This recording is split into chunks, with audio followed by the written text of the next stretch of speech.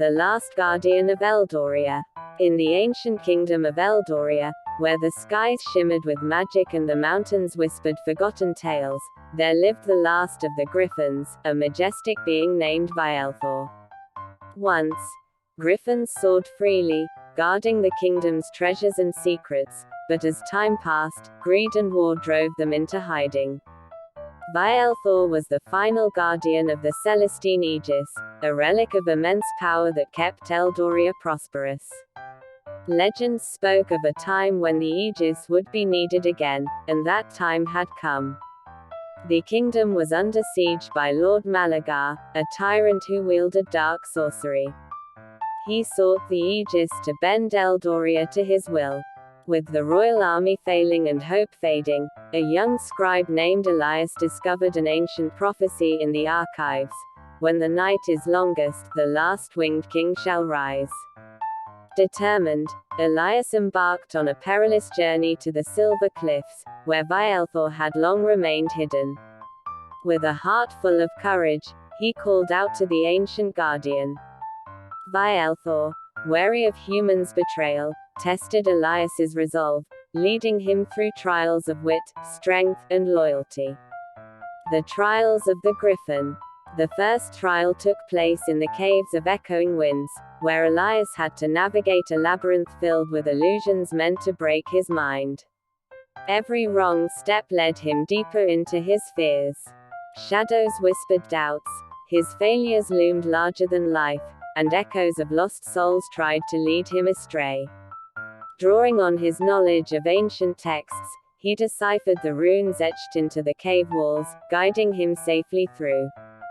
The second trial tested his strength, not of body, but of heart. Vaelthor conjured a vision of Eldoria's destruction, showing Elias a future where his efforts would be in vain. He saw the city in flames, its people in chains, and his own hands stained with failure. Overcome with despair, Elias nearly succumbed, but as he reached for the Aegis within the vision, he felt a pulse of warmth, a reminder that hope was never truly lost. His unwavering belief in justice rekindled his spirit, shattering the illusion. The final trial required loyalty. Vaelthor commanded Elias to abandon the quest and save himself.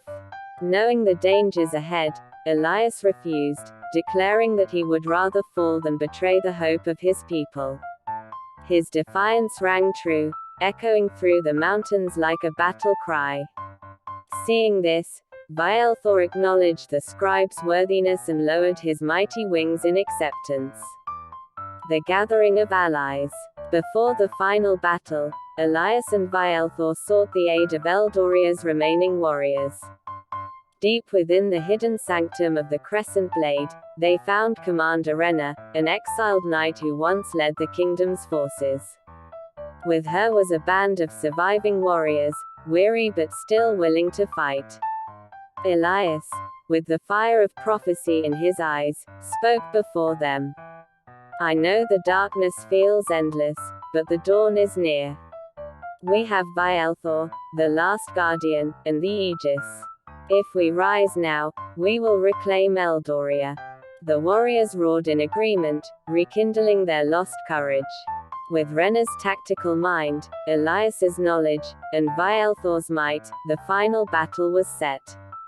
The battle for Eldoria. With newfound trust, Vaelthor carried Elias upon his back, soaring over Eldoria.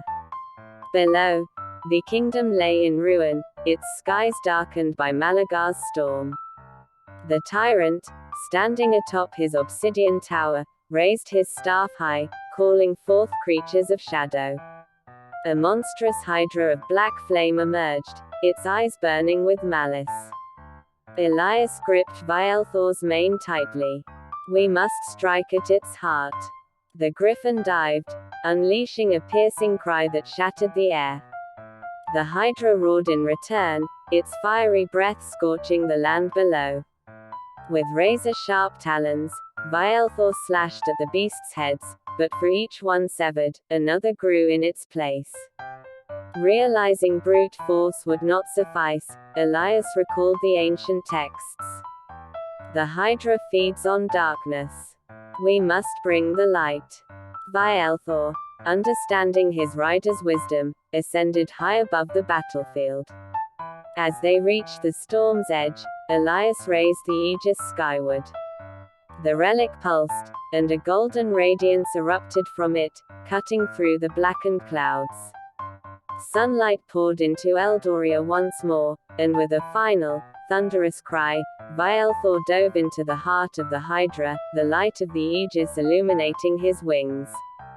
The beast let out an unearthly shriek as its form dissolved into nothingness. Below, Malagar staggered, his connection to the dark magic severed. Elias leaped from Vaelthor's back, landing before the tyrant. "Your reign ends now," he declared.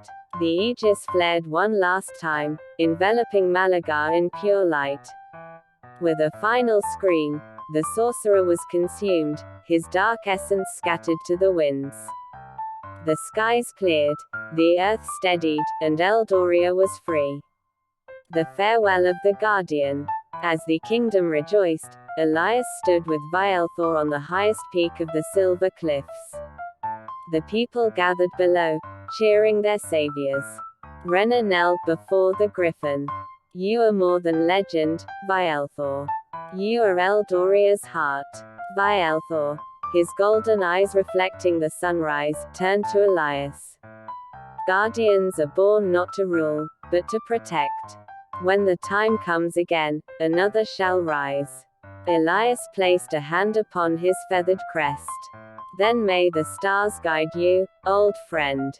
With that, Vaelthor spread his mighty wings and ascended into the heavens, his form silhouetted against the rising sun. The people of Eldoria would never forget the last guardian, nor the boy who had the heart to awaken him. Answer: the legend lived on, whispered in the winds and etched in the stars, waiting for the day when Eldoria would need a hero once more. Let me know in the comments your thoughts about Eldoria and the Griffin. Subscribe for more.